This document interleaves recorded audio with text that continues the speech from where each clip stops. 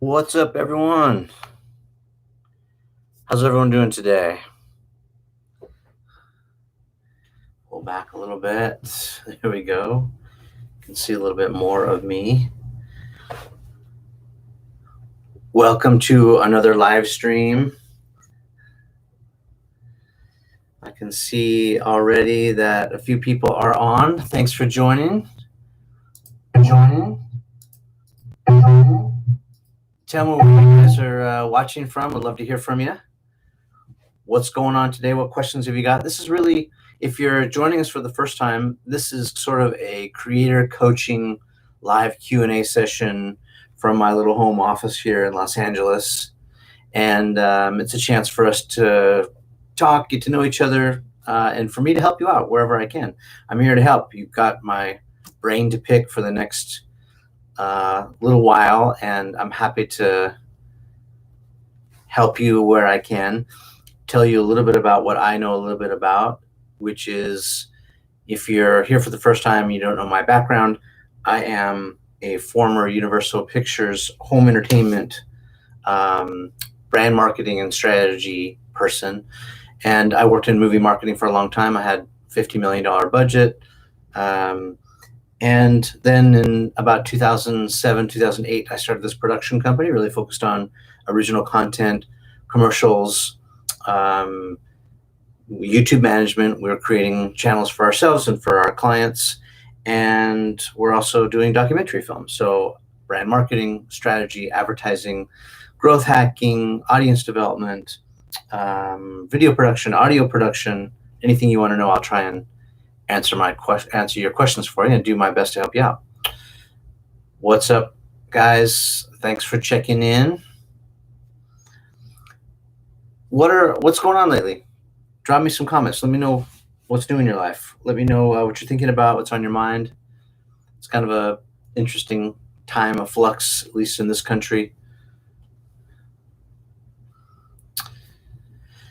So one of the questions is how to value an art market. How to value an art market that has no underlying market. Can you be more specific? So is this from the client perspective, like how a client should value the art market, or how you should, as a buyer who's looking to buy into the art market, or you're in that business of art and you want to know how to value it or how to price it? Can you give me a little bit more context?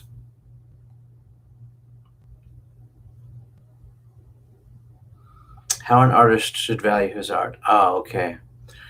This is a great question. I relate with this 100% because I am an artist as well. And I think I have this wrestle, at least with clients, maybe every day. And I just had it this morning with a new client that was sort of pushing back on my pricing. And so I will start with this. Can you tell me where you're from? Is it Mr. McAllister? Yeah, we are all artists. True facts. Yeah. You're from Ireland. Okay, that helps. So, because my POV, my point of view is, I can't help it. I'm from the United States. And so your mileage may vary a little bit with my advice because it's limited to my experience here in the US. I do have some international clients. I do have some international working experience. It's mainly in Asia. In any case, put it through that filter. Anyway, I think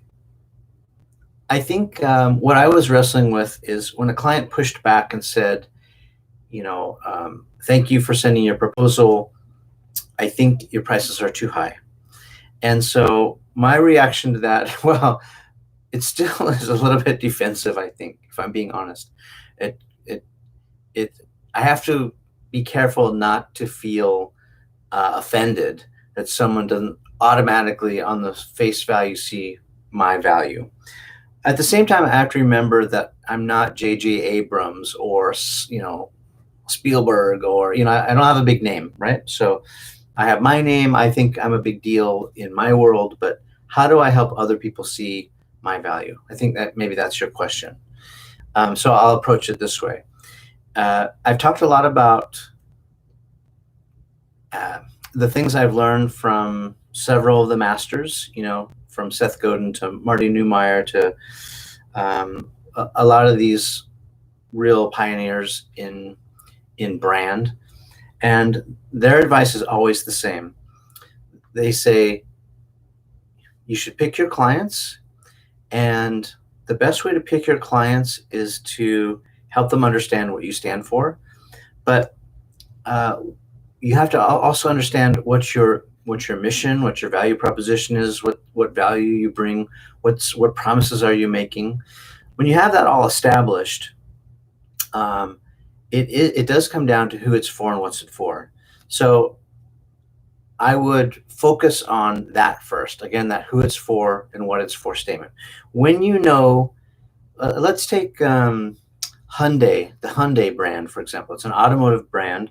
Automotive to me is really easy comparison because it sort of translates, I think, across the board. So, who's it for and what's it for? The Hyundai brand. Back when Hyundai first got started, they were a challenger brand. They're from Korea, and they were really challenging. I guess you could say indirectly they were challenging Ford, Chevy, sort of the top American brands at the time. I'm thinking about like the 1980s, 1990s, etc. But they were really going after, I think, the Toyota, Honda, and Nissan brand in that order. So the Hyundai brand was really challenging Toyota, Honda, Nissan, who are the three other Asian cars to compete with. And so when you understand who it's for, and I think Hyundai probably thought, okay, this is for someone who is thinking about buying a Toyota, Honda, or Nissan, then it really helps you niche down your market and understand who you're going after. So we're not going to go after Ford's market. We're not going to go after Chevy's market.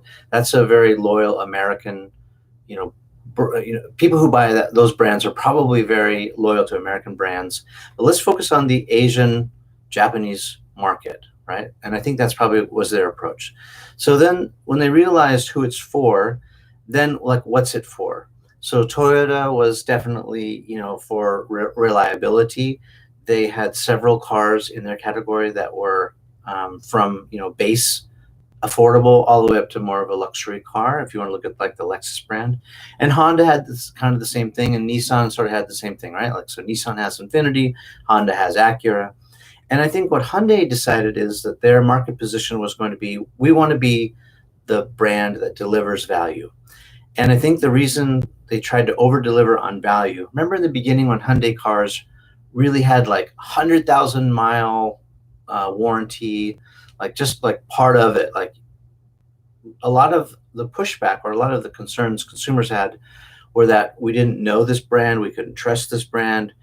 And actually the Hyundai brand was sort of junk in the very beginning. It started off on the wrong foot as being a car that broke down. It wasn't reliable. It was cheap, but it wasn't reliable.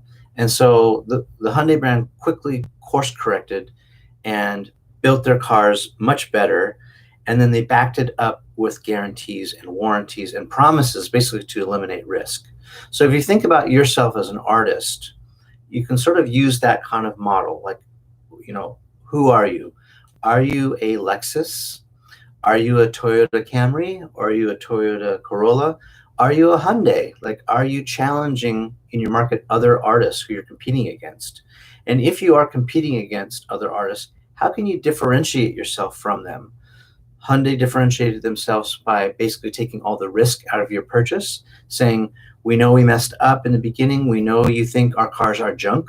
And that's why we're willing to put our money where our mouth is and back it up with all this, financial guarantee that if anything happens, we'll cover it 100% for 100,000 miles, which is basically, like 8 or 10 years worth of driving, which is, 2, 3, or 5 times better than any other, car warranty out there in the market. And so by doing that, they got a lot of more people to believe in them. And a lot of people started driving and testing their cars and figuring out that, yes, indeed, it is a great, reliable car at a fair price. And so that's my advice to you is, how do you how do you help people see your value? If there's pushbacks because people are comparing you to other people, you have to maybe take some of the risk out of it and show them what you're really made of. It's differentiating yourself. It's figuring out where where you are in the market, and goes back to who it's for and what's it for. So I hope that answer kind of helped. Ask me more questions if you need more detail. Let me go on to the next question here. If you're just joining, please let me know where you're watching from. I'm always interested. I am in Los Angeles, and the weather is great, even though we're having fires and things aren't ideal. It's still I can't really complain. Today I'm doing a lot of editing. I have like 10 different episodes of Behind the Brand that we just shot remotely. I shot a couple in person at a safe social distance, and that was fun. But a lot of these are being done remotely just because, that's where we are in the world right now. But I'd love to hear where you are from, where you're watching from. I'm always curious. Are you on your phone? Are you on a website? Are you on a tablet? Let me look at another question here. What are your best marketing tips for actors?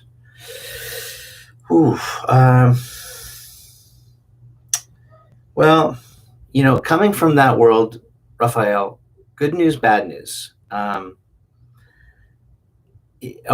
give me some context too. Are you an actor in the United States or in some other country? If we're talking about the United States, good news, bad news is that everyone moves here to the States, specifically LA or New York, major markets, to become an actor. A lot of people are here. So you have this flood of talent, and it truly is. There's a lot of talent here, so it's naturally a ton of competition. So how do you set yourself apart? How do you differentiate yourself? That's the real key.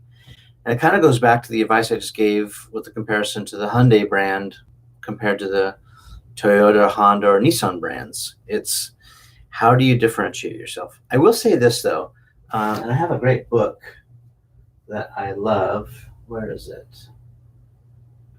It is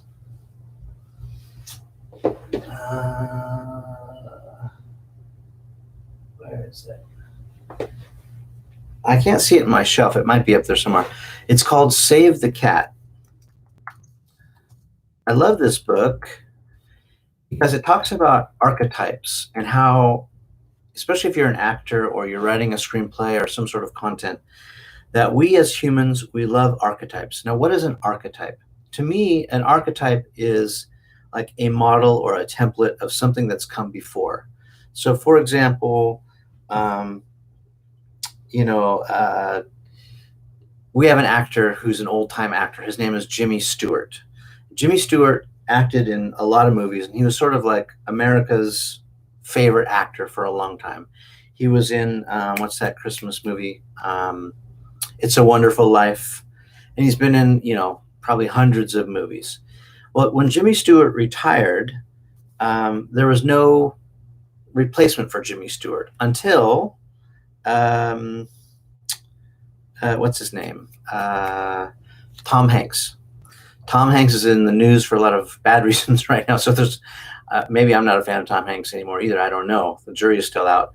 But Tom Hanks sort of filled that archetype of Jimmy Stewart, and he became America's favorite actor. And so my advice to you is, Raphael, look at the landscape and see, are there any archetypes of people that have proven the model and gone before that you can take a page from their playbook or replace them if they're gone out of the market? There's something to be said for, someone who's already proven that there can be a Jimmy Stewart-like character in movies and TV. And so if that person's gone away, maybe you're the person to fill that spot. Or people love familiarity, right? The nostalgia. And so I'm not just talking about actors now too. This is a lesson that can be done with brand marketing, and we're seeing it today.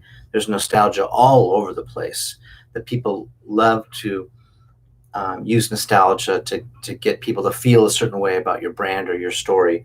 So this is maybe an example that can apply to lots of different things in brand, but especially for actors, look for archetypes. Check out Save the Cat and let me know what you think.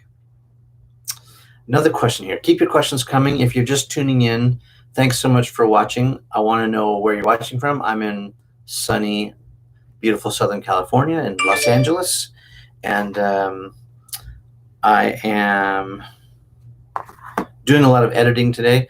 Maybe you can see a couple more boards. I'm going to be doing a new story with one of my friends from Loaded Boards. That's one of the new Loaded boards over there. It's an electric skateboard. It goes up to about 30 miles per hour, really fast and super fun. I love skateboarding. So that should be a fun story. Let me know where you're watching from, and then let me know your questions. I'm here for a little while. You've got to pick my brain. I know a little bit about brand marketing, advertising, strategy, growth hacking, video production, audio podcast production. Steve's watching from Los Angeles. Andres is from Costa Rica. Nice. Zell is from South Africa. Awesome. Karsten in Germany. Love it. Let me try to find some more questions here. Also, drop me a comment and let me know what the last Behind the Brand video you watched was. I'm curious. Pete is here. Hey, Pete, what's up? Let's see. Which Save the Cat goes to indies? Oh, screenwriting novel. I think Strikes Back. Let me see if I can find it. I know it's in my shelf. Oh, here it is. There it is. Okay. This is the one I was talking about. So I don't know if you can see. That's the back. Yeah, this is a really eye-opening book. I loved it because not only does it talk about archetypes, it talks about story and story design. It pulls a lot from Joseph Campbell's work, the hero's journey, and it talks about the basic format of all stories, whether we're talking about, fiction, nonfiction, even nonfiction can have a storyline. But it helps me as a creator to think, about structure and story structure and all that. Very, very interesting book. So let's see. Someone has watched Kevin O'Leary. Oh yeah, the dogs are licking the coffee mug. Yeah, that was a fun one. That was about biggest mistakes. That was definitely a huge mistake. I mean, it still stings, and I'm still sort of bitter about it. I mean, yes, I learned a lesson, but Masterclass and some of these other, like NPR's put out How I Built This. It's a podcast. It's basically a ripoff of my show. They came out in 2016. I know someone was paying attention to my show prior to that because the format and the way that they built it, even the tagline is exactly my tagline. So, I mean, what can you do? People can rip you off. They say it's the biggest form of flattery. I'm not really buying that, but oh well. Let's see. Hello from Morocco. Hello, hello. All right, so more questions. Let me know where you're watching from. Let me know the last video, Behind the Brand video you watched, and then let me know your question about what you want to know. I'm here to help. Let's see. Gary's from Scotland. Hey, what's up, Gary? Andres watched the Seth Godin.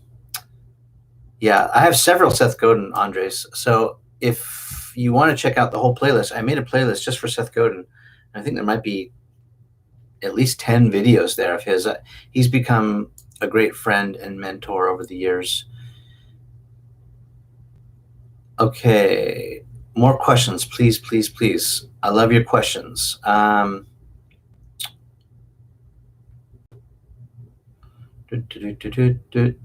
Scrolling through the questions, trying to find the questions.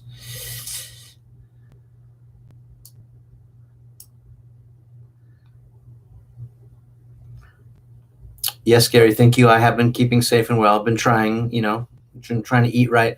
My biggest issue, I'm at a certain age. I'm about that midlife age. and I'm not sleeping as well as I should. So I'm looking hard at what I'm eating. Sleep is so important. I can't seem to crack the code on it right now. Like, I don't know whether it's stress or if the weather's hot or whatever, but like I'm just not I'm not in the regular circadian rhythm of sleep. Wake up in the middle of the night, then go back to sleep, or sometimes have a hard time sleeping. I work late anyway, so that probably is a contributor, but I've also tried to get on a more regular fitness routine where I'm like taking the dogs out for walks, or I'm doing some sort of calisthenics or weightlifting or something like that. But yeah, so you have a question about YouTube? Fire away. What's your question? Steve wants to know, is there a short reading list on marketing and branding? Yeah, Steve, I mean, go to the channel, and I have a playlist of like authors, and I'd say those authors are the ones I recommend for branding. I mean, obviously Seth Godin for branding, and this can be like the Purple Cow. It could even be as early as Permission Marketing. That's like a book from the 90s, which, you know, is way ahead of its time, before like email marketing was even a thing. Even before email started, he started Permission Marketing. And that's a very important book. But Purple Cow is important. Linchpin is important. Icarus Deception is important. And then I love all of Marty Neumeier's books. Marty is, you know, one of the godfathers, if not the godfather, on modern branding. If Peter Drucker is the old school of marketing and strategy, and you know, he said that culture eats strategy for breakfast. That's Drucker. Marty Neumeier and Seth Godin and folks like that have written the new book on marketing. And Marty is a designer, and he talks and breaks down what a brand is and brand isn't. I love those books. I'd start there.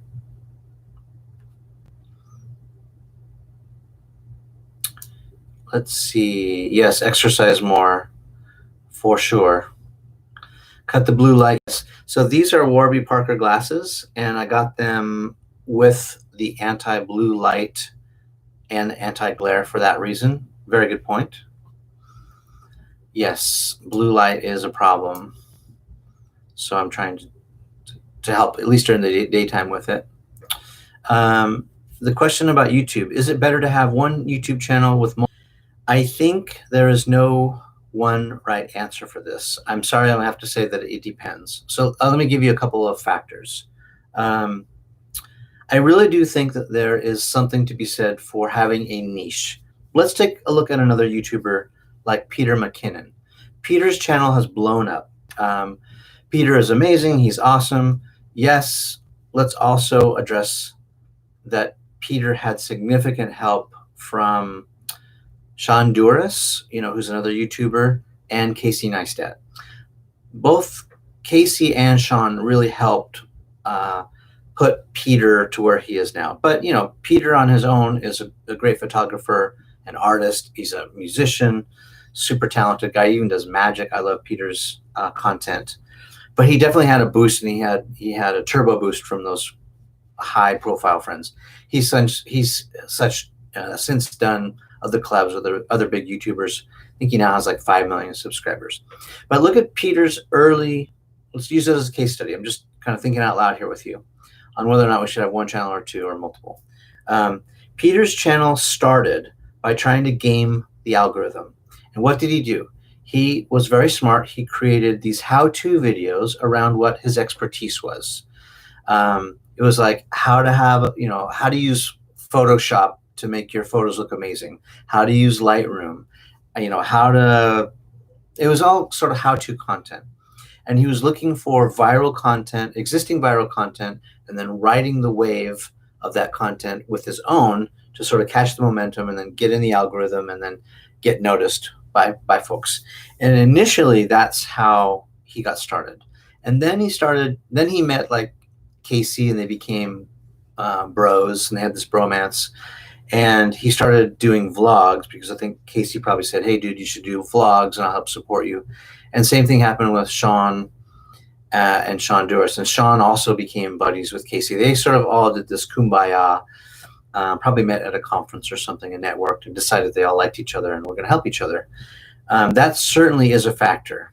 And it certainly can help, put you into the stratosphere. So that said, after Casey gave Peter a boost, Peter's vlogs were actually interesting. They were really well done, super well edited. His thing is like high quality photography. So if you're into that, if you're a creative or if you love photography, you would dig his channel. He's a great storyteller, and again, he's multifaceted, multi-talented. So definitely his talent pulled him through. But he kept all of that under one roof, didn't he? And so that's an argument for keeping it all under one brand, the Peter McKinnon brand. So he had tutorials, like how-to stuff. He had vlogs. He's done other narrative stuff like short films, because he's a filmmaker, documentary style or photographer, whatnot. You could see he sort of dabbled with like family stuff, where he talks about, here's my kids, here's my wife. But that was just a little blip. And then I don't think it got much traction, and that's gone away. So I'm very much a fan of experimenting on a channel to see how far you can take and widen the lane. And feedback and signals are everything, right? Like, so if people react negatively, like, okay, well, maybe they're not into that. If I'm in my heart, I really want to do that, maybe you take that to a separate channel and you experiment over in that laboratory. Because if it's having a negative effect to your channel, you want to stop doing it. If it's positive, or no net gain or no incremental gain, maybe it's just hasn't reached the right audience yet, or maybe you haven't found your voice. So I would keep it on that same channel. Does that help? I started a second channel, Behind the Brand Live, to experiment with live streams, and I think it's just too early. Like, it only has a few hundred subs, and it's just getting out there. But I am experimenting with a second channel for SEO purposes, so search engine optimization.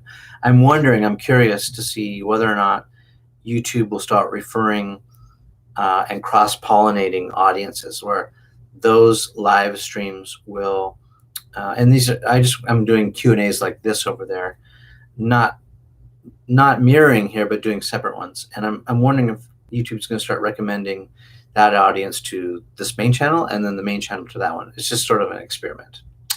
Another quick case study before I conclude that topic is when we were building Kevin O'Leary's channel, the main channel. This is Mr. Wonderful from Shark Tank.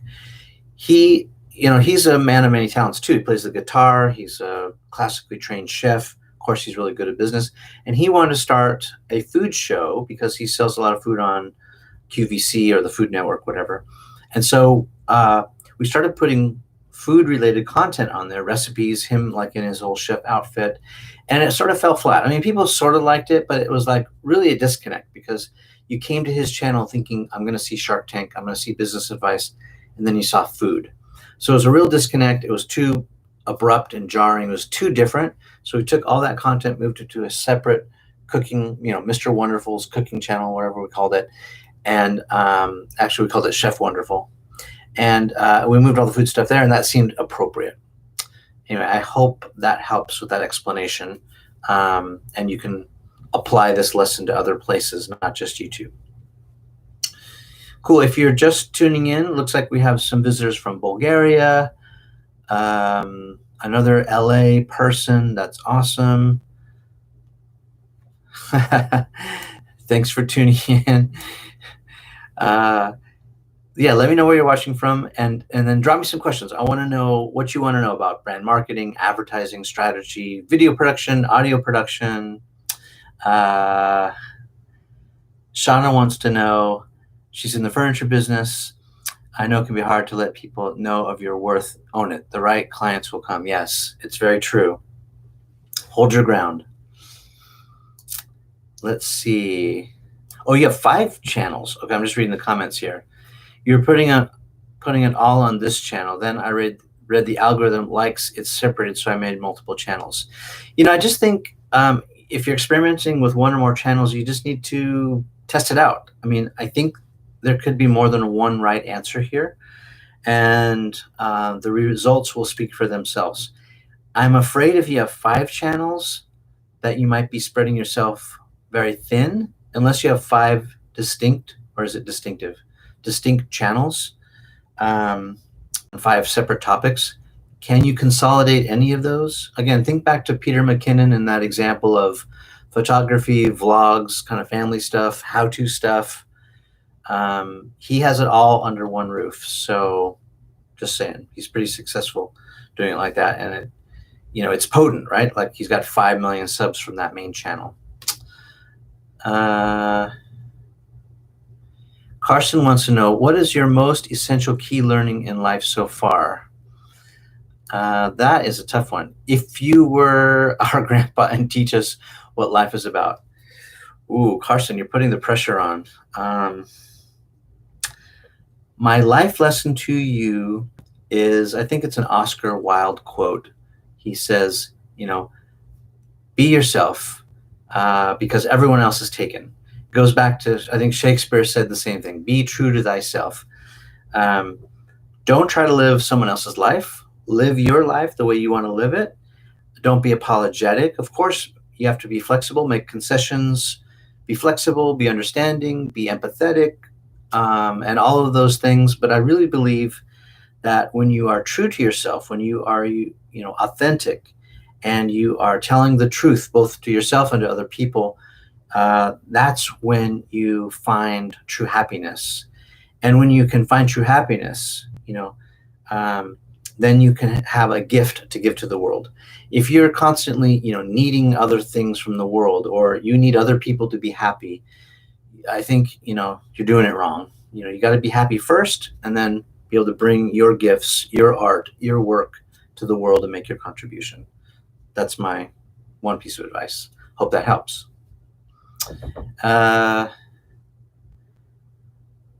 Kunkazi wants to know, am I the author of any books? I am writing the Behind the Book right now. Behind the Brand, at least the first one in the series, will be probably 25 of the most important lessons, both life lessons and business lessons, learned from 25 of the, most impressive people that have been on my show over the last 10 years. So I'm going through right now, writing it and editing it and figuring out what the best format is. That book may look a little bit like other books you've seen, at least in terms of format, but it will be unique and personalized, run through my filters, seeing it through my lens, and being, a next extension, sort of my takeaway from everything I've learned on this show for the last decade. So stay tuned for that. I hope it comes out sometime next year if I can stay focused and finish it. Let's see. Keep the questions coming. And if you're just tuning in, let me know where you're watching from. Would love to know. I'm in sunny Southern California. Let's see. Linda wants to know, let's see, I want to start building my personal brand, but I am camera shy. Any tips on how I should do it? Oh, Linda, great question. I think, well, so what's nice about this, right, is that unlike the old days, and I say the old days like maybe just like 15 years ago, 10 years ago, where you needed to put film in your camera, and every time you clicked or pushed play, it like burned film. Nowadays with digital, like sit in front of the mirror, prop this camera up, which has a legit camera in it, or whatever camera you're going to use, and practice in the mirror, and get to a point where you don't hate seeing yourself in the playback. That would be my first step. And then if you can get to the point where you can show one other person, whether it's a friend or family member, and you can get comfortable talking on camera, having someone else watch you, I think practice, for some of us it comes easy. It didn't always come easy for me, and still I don't really love seeing myself on camera or hearing my voice, but it's a necessary evil. And I feel like practice has just been able to help me get through it. The other thing I could say is at the end of the day, if you're not a video person, try audio. Podcast, you can't see your face, but maybe you have an amazing voice or you have a story to tell. Podcasting, and have this great podcast set up here, with all my stuff, is a great alternative to people who are not ultimately comfortable on camera. You've got lots of different mediums to choose from. You have the written word, you have the spoken word, you have video, which is pictures and words. I am biased to video. I think, pictures worth 1,000 words. I think that's a super powerful way to tell stories, to engage people. With facial expressions, you can really gauge nuance. You can sort of, sometimes read someone's emotions. I think it's a much more powerful, potentially powerful way to tell stories. So if you can do video, I highly recommend video. But I wouldn't buy an expensive camera. You don't need it. Use your smartphone. If you invest in the camera, get one that doesn't break the bank. You can buy one probably for under $2,000. I'm thinking about like the Black Magic Pocket Cinema, 4K Pocket Cinema. I think it's like $1,200 right now on Amazon. It's dirt cheap. That shoots really, really great video and is also a still camera. So Linda, go do it. Practice. You can do it. Indonesia is in the house. Thank you for watching. Please keep your questions coming. I can't stay too much longer. I got to get to my other work. I've got a ton of editing to do, but I want to be here to engage with you guys and have you have the opportunity to ask me questions about something I know about. It looks like a question is, my childhood trauma, my adoption, had a connection to your marketing skills. Did it help you in any way? Yeah, that's a complicated question, so I'll try and give a simple answer. For those of you who don't know, I am adopted. I was adopted as a baby. I'm now an adult. But despite that being so many years in the past, it is still so much a part of me and a part of everything I do. It's hard to separate myself from that. It was very traumatic. I would say also,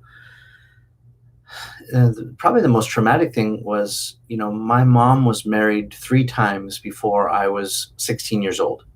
And so I'd say that separation, the adoption, which I don't really remember, but it happened when I was a baby.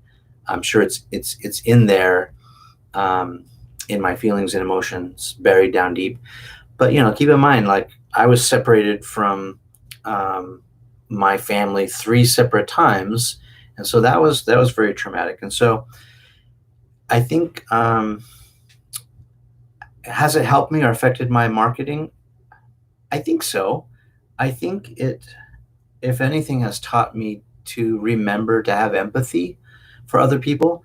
And I think marketing is all about empathy. It's trying to put yourself in someone else's shoes, whether that's like, okay, what's the best price? Or how do I position this product? Or who's it for? What's it for? Or, any number of storytelling elements, being empathetic, being able to create a story that's relatable to other people is all about empathy. And the opposite of empathy, I would assume, is sort of narcissism, or focusing on yourself and not being able to understand others or attempt or even be interested in others. And so if you are a narcissistic marketer, selfish marketer, I don't think you're going to be very successful, because you'll just be sort of pushing your own agenda, doing what's only best for you. You won't have your audience or your clients or your customers in mind, and you'll probably fail. So I think empathy is a gift that I was given from that sort of really sucky situation. That's a positive that's come out of it for sure. Okay, more questions. I have a few more minutes. Question from Morocco. Personal brand or a company brand? What do you think is best for a profession like an architect? It depends. I can see it going both ways. So let's look at the now defunct Virgin Airlines. And who is the face of Virgin Airlines? Of course, it's Sir Richard Branson. So Richard Branson actually has built several brands, if not dozens or hundreds, maybe. I don't know. I think he's built a lot of brands. Some of them still going, some of them he sold off. But Richard Branson, as a personal brand, I think we can all agree, is a very valuable asset. And why is that? Because Richard has built his brand on the reputation of being a rebel, fearless, kicking against the status quo, thinking about the customer over the cost. Lots of different things I can think about. That is Richard Branson brand. He's the poster child for being an entrepreneur, independent, sort of, not keeping the rules. Anyway, so that personal brand, I think, can have a lot of equity. So if you're an architect and you are a personal brand, decide who you want to be. Who are you? What is your brand? What is the kind of experience that you want people to have when they meet you, or when they see your plans, or when they step foot in one of your buildings that you're architecting, or designing, rather. So there's probably a lot of value in that. Now, if you're thinking about the future and selling that company, let's say you build a company or you build a personal brand, are you thinking about working as an individual, like a freelancer, or are you thinking about building a company? So there is still value in being Richard Branson and having a company like Virgin America or Virgin Airlines, because we know that Richard is not flying the plane, right? But we know that he owns the company. And so we trust Virgin America or Virgin Airlines because we know it's Richard's brand. But think about down the road, 5 years, 10 years, 20 years, are you going to be selling that company? And if you sell that company, is it worth more or less if you are not a part of it? Like, is your identity tied to that company? How about your clients? Are your clients tied to you as a person, or are they okay with having someone else fly the plane? You know what I mean? So those are some of the questions that I would ask myself if I was going to start a personal brand or not. Another good example is my channel. So this is not called the Brian Elliott channel. I called it Behind the Brand with Brian Elliott because although I'm part of it, I wanted to create a brand that could maybe be franchised or expand. And it would be attached to me, but it also gives me the flexibility to attach it to other people if I so choose in the future. And it would be less about me as a person and more a reflection of the people that are on my show. That's why I chose that name and that naming convention. Does that make sense? I hope that helps. Another quick question. Jaden has a question. Quick question. I just launched a company that helps influencers design and choose what perks a credit card offers.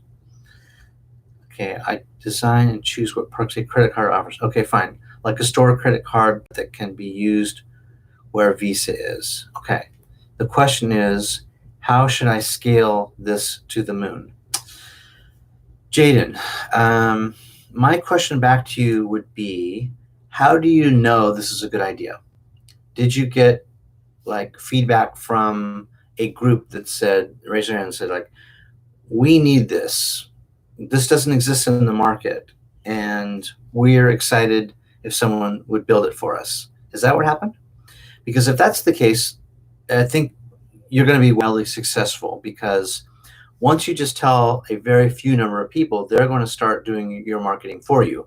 They're going to say how amazing this store is and how great the user experience is and how wonderful the service is. And the word of mouth will spread for you, and you probably won't have to do much advertising. If the opposite is true, if you thought of this great idea, you made it, and now you're rushing to market, I might have bad news. It's risky. You might have done things out of order, and it might be very difficult to get people's attention without buying attention. So buying attention, another way of saying that is advertising. Advertising can be reasonably inexpensive and targeted if you do it like on digital or social.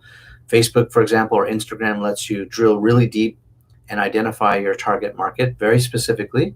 It has a very regimented, disciplined, ad spend and budgeting system. So you can like spend $100 a day or $500 a day or $1,000 a day. And that's, you can judge the return on investment that way.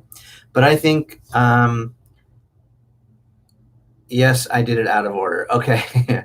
Okay. Advertising is free since it's the influencer that promotes their own credit card. Okay. Well, that's fine if you're using influencer marketing. But so how do you take it to the moon? I mean, if you're doing it for free off the backs of the influencers, great. It sounds like maybe it's an affiliate or performance-based structure. That's great because it's not going to cost you anything. Another way to get it going faster is, so you get a split from the credit card. It's basically like an affiliate model. I think that's a fine way to do it. I just think unless you have a huge budget, it might take longer than you think.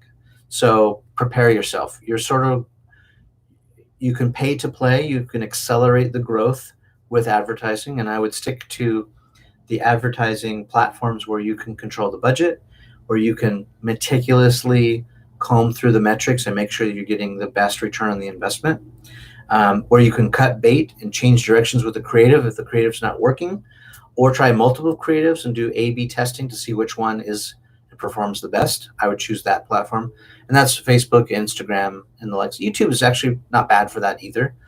But the good news and bad news is it might take longer than you think to get to the moon, unless it's a phenomenal experience and people do the work for you and the word spreads quickly. But I would prepare for the opposite. Hunker down, play the long game, be patient. If you're confident that your product or service is top notch, then the cream will always rise to the top. Don't worry. It just might take time. All right. A couple more questions and I got to go. Get back to editing. My favorite car. Ooh. Man, I've driven some cool cars. How can I not say it? The McLaren 650 Spider. 650S, if that's what this S stands for. McLaren 650 was probably my favorite car that I got to drive for a couple of weeks. If you haven't seen that video, it's on my channel somewhere back a few years ago. The Lambo, the Urus, actually, that thing was a beast. It's like a family SUV, but that thing is a beast. I can't remember off the top of my head how many horsepower, 600 or 700 horsepower, but it just like guttural. That thing was just awesome. Drive through the sand. We drove it through tight S-turns and corners. I actually drove the Jaguar F-Type, which I really liked. Such a beautiful piece of art. That F-Type is really, really classy car. Wasn't as powerful or as impressive as the other Italian and British race cars, but beautiful car by Jaguar. Let's see. Will you do live talks with some of us? Oh, you mean to bring you on the channel to do live talks? Maybe. It's harder to do that on YouTube. It's easier to do, I think, on places like Instagram to bring someone in to talk. But yeah, I'm not opposed to it. It's just easier to answer your questions here and give you links. This is a whole chat function. I have my computer in front of me and all that. But yeah, I would consider it. More questions. I've got maybe just like 1 or 2 more minutes before I cut out. If you're just tuning in, let me know where you're watching from. I'm in Los Angeles. If you can't hear the whole grounds crew is here mowing the grass, they're blowing things around. It's loud if you can hear it. Sorry about that. And then I'd like to know what's the latest behind the brand video you've watched and if you are liking the uploads recently. I'm experimenting with a few different formats, right? One is the traditional interview format. The other one is a remote interview format. The other one is a narrative where I'm sort of telling a story, picking a theme, a life lesson, and expounding on that. And then I'm also doing case studies, like the one I did for how much YouTube paid me for a video that went viral. So let me know if you're liking the format, if you like one more than the other, if you like the mix. This goes back to the question, should I keep doing multiple styles on this main channel, or should I take some of that to another niche and create a different channel for it altogether? But Robert wants to know how to get on the show. Robert, it's a good question. You can go to HTTPS, let's see, HTTPS, go to the website, and I've got a whole blurb, and the brand.tv. I've got a whole blurb about how to do that. Basically, you cannot pay us money to get on the show. We don't do that. It's tempting because we get offered all the time, and we just don't want to do that. Mainly because it feels disingenuous. It doesn't feel real. We don't want to be in the business of publishing other people's press releases. That's not very interesting or valuable. We want to hand select stories because we're trying to be your eyes and ears and find the value to bring to you so you can help grow your business. The premise of the show is, Behind the Brand is a show about innovators, entrepreneurs, and the stories behind their success, behind the brand. And so to take you sort of backstage, to take you inside their brains, behind the scenes, to show you how they do it, so that you can learn from them, get inspired, and maybe do something similar or have a similar success. That's the goal of the show. Do you surf? Shade wants to know. Yes, I do surf. Not well, but I love to surf. And actually, my son, who's 12, has just started surfing. So we go and we surf on these like 8-foot foam boards that beginners use, and it's a lot of fun teaching him to get comfortable in the ocean. And actually, on Thursday, I am doing a special surf sesh with a special surf brand, and you can stay tuned for that video, which will be coming. We're going to do some epic B-roll behind the scenes. You're going to watch me embarrass myself probably surfing, but at least you'll get to see me, trying, attempting. And isn't trying where it's at? Isn't that trying is everything? Of course, not always. You gotta score the goal. You gotta bring it over the goal line. But effort. Effort is important too. David wants to know, what would you recommend to a person who's looking to pivot to a new career? How does that change your brand? Yeah, this is a good question, David. I would start by taking inventory of two things. And maybe I would have like two lists on two separate sides of the paper. One would be all the things that I love to do. And these would be not just like activities like I love hiking, or I love dogs, or, I love to draw, whatever it is. Make a list of things you do, but also abstract things like I love to spend time with people. That's true to a certain extent. To be honest, I'm an introvert, so I like to sometimes spend time alone. Alone time is actually really great for me. I like being on stage in front of an audience. I don't mind speaking in front of 1,000 people. It doesn't bother me. I like being on camera. But when it's all done, when the lights go off, I need to go back to my quiet place and I need to be alone. And so I would put that on my list as things that I love to do or I like. I sometimes like to be alone after I've been in a big crowd because I need to recharge my batteries that way. So I'd make a list, things that I love, and then things that I am good at or great at. So those are maybe two different things. Sometimes there's crossover, but they should be two different lists. You with me so far, David? So what you love to do and what you're great at. And then see where there are crossovers, that intersection between what you love to do and what you're great at. And these are places to start. So, for example, me, I love to teach, and I think I am pretty good at video production. So the intersection of teaching and video production sort of equals what I'm doing right now. I love to teach.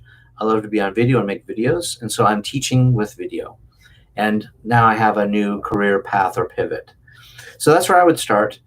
The other thing is be careful not to listen to the peanut gallery, right? Like, so, before I started this career, when I was working my way through college, I was in action sports, surf, skate, snow. I was doing surf, skate, snow, and I was actually in the production side of it, making t-shirts and sweatshirts and all that kind of stuff. And so it could be very easy for me to put myself into a box of, oh, I'm the action sports guy, or for someone else to put me in the box. Oh, all Brian's good at is the action sports stuff. He's not good at that or this. And so if you, again, looking at your list, if you're confident that I love doing this and I'm great at it, you pick that and you go and you don't listen to anyone else. You stay on that path, and that's how you pivot. Gary Vaynerchuk's a great example of this. Gary used to be the wine guy. Now he is the VaynerMedia guy. He's the prolific YouTube guy. He's the podcast guy. He's the restaurant Rizzy guy who sold that business to, I don't know who he sold it to.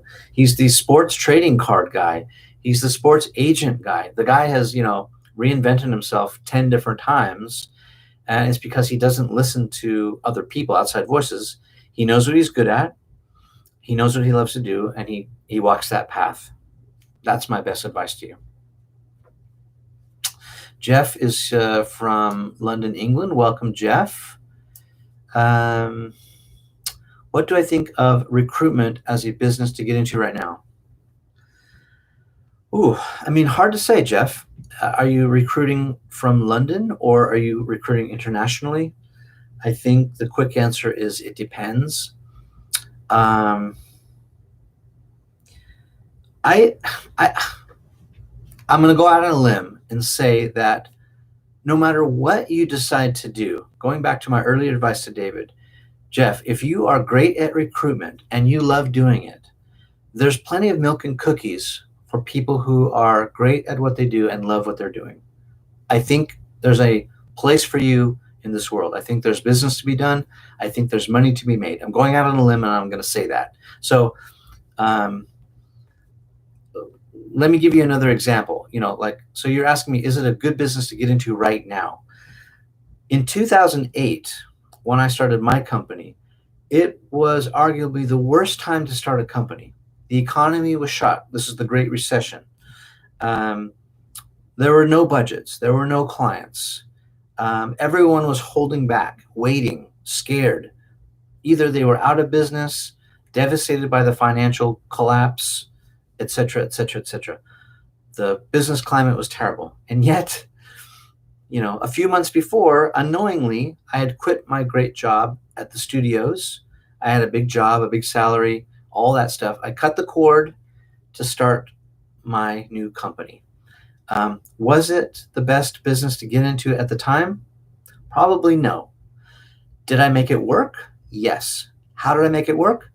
I loved what I was doing, and I felt like I was pretty good at it. And I just kept grinding. And so, if that's how you feel about recruitment, I would say do it, go for it, find a way.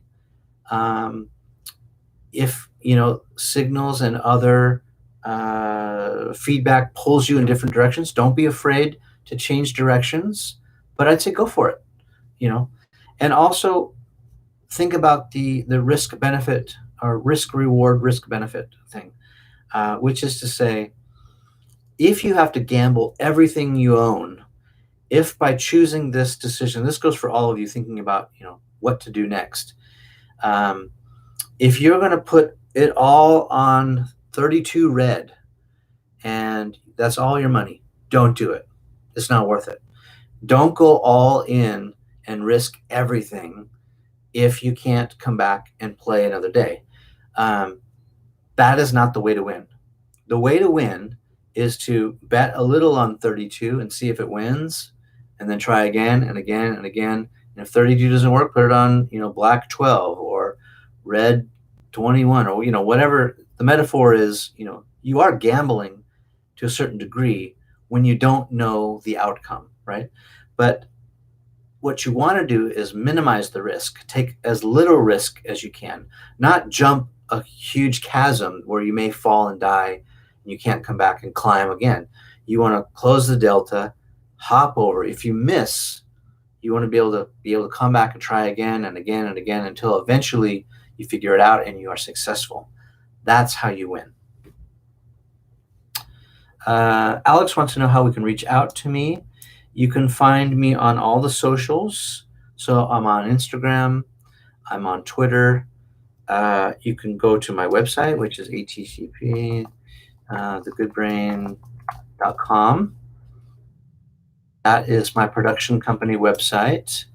So you can reach out to me on socials. You can leave comments here. I try to answer every single one of my questions without fail. Now, if you're anonymous and you leave a stupid remark, you're not going to get a reply. But if you are, a human being, not a robot or anonymous, whatever, you're going to get a reply and a thoughtful response. At least I'm going to try to do my best to every single one. Shade said they just followed me. Thank you so much for that. I appreciate that. Are you moving out of LA as many others are doing? No. I don't think I would do very well in Texas. Although I love Austin, Texas. I've been there many times. I think it's a great city. I would never say never, but I don't think I would do very well in Texas. Not a big fan of guns. I do love tacos. But I'm more reserved. I love the California sort of West Coast chill.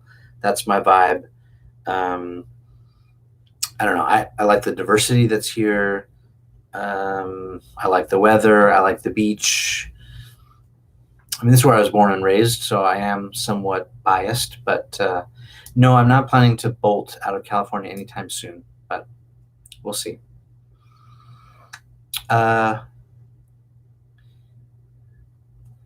Let's see. A couple more questions. I've seen a few more drop in here. And then I've got to go. Let's see.